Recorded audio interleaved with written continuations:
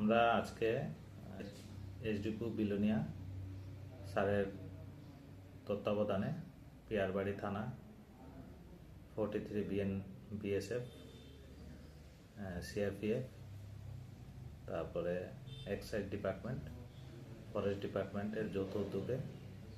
আমরা আজকে মনাই পাথর হেতালিয়া ওয়াংছড়া এবং কমলাকান্ত পাড়াতে 8টা পর্যন্ত আজকে আমরা গাঁজা বিরোধী অভিযান করি। এই গাঁজা বিরোধী অভিযানে আমরা টোটাল 13টা প্লটের মধ্যে 48,000 প্রিমেচিউর গাছ আমরা ঘটনাস্থলে কেটে ধ্বংস করি এবং এই গাঁজাগুলো মূলত ফরেস্ট রিজার্ভ যে এরিয়া ওই এরিয়াগুলোকে চিহ্নিত করে লাগানো ছিল এবং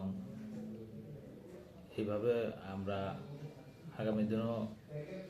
যে এলাকাতে এরকমভাবে অবৈধভাবে গাঁজা চাষ হচ্ছে এগুলো আমরা খুঁজে বের করছি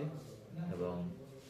সরকারি ড্রোন ব্যবহার করছি এবং ওই এলাকাগুলো আমরা চিহ্নিত করে ওই এলাকাগুলোতে আমরা আগামী দিনে গাঁজা বিরোধী অভিযান করি। এই অবৈধ